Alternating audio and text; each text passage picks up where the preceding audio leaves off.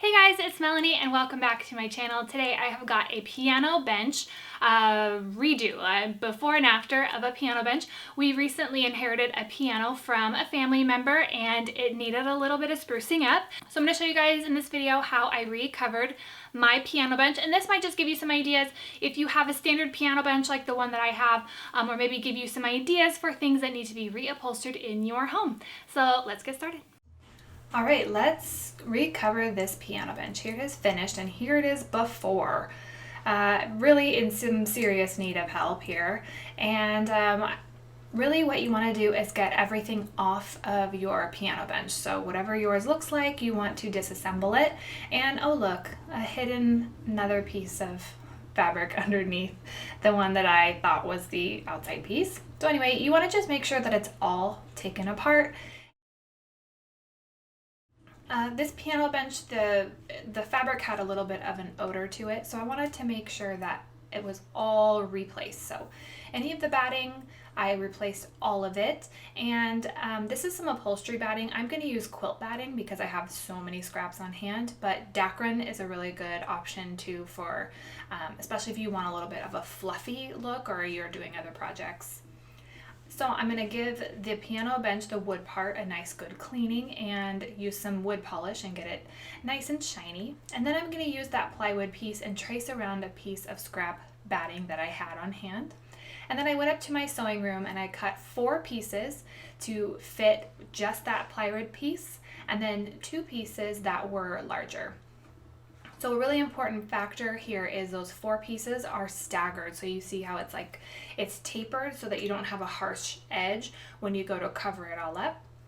Now I'm placing the plywood piece on top of those 4 pieces of batting and then using those 2 larger pieces and kind of wrapping it all around and stapling it into place.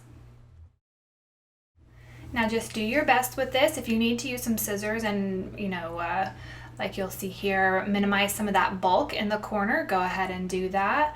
And yeah, just make sure that everything is nice and secure and go all the way around with your batting. And here is the upholstery fabric that I chose. I got it on sale at Joann's from their upholstery fabric section. This stuff was originally $35 a yard, so thankfully I didn't need very much of it, and it was also 50% off, so that was really helpful. Now I'm going to staple it all in place on all 4 sides before I do the corners. And the reason why you want to use upholstery fabric for these kind of projects is because you really want to pull it nice and taut and tight. And if you have fabric that's not really meant for that, it could distort. So you kind of want to get some upholstery fabric to do these types of projects. It'll just have a much better result. So here I am stapling all the way around. And then here is the last side. After doing this project, maybe you want to get one of those like staple guns, like with the compressor. So check the front side and make sure everything is looking good before you do the corners, because you can make any adjustments at this point. Then you want to fold in the center part of your corner and then fold in the sides and make sure it looks nice and neat and staple it down to secure it. The most important thing is to make sure that it's neat and secure. So don't stress out too much about how to do the corners and all that stuff. Really, you just want it to look nice and neat. So here you can see I'm going to fold in the center part of the corner and then fold in the sides. And again, like you did on the batting, if you need to use some scissors to minimize the bulk, that is a great thing to do as well. You can see me do that right here. So make sure that all 4 corners are done, and then I'm going to use some upholstery dust cover fabric to make it look nice and neat and clean on the underside, since I can take this cushion off and use the bench for storage. So you want to make sure it's nice and neat and everything is protected and covered, and there is a corner so you can see it. So I hope you enjoyed this project, and I think my son will really enjoy it too.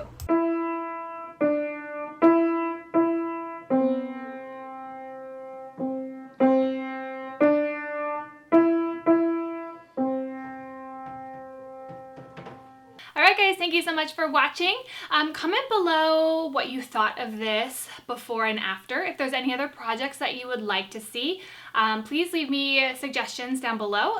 And I guess that's it. I'll see you in the next video. Bye.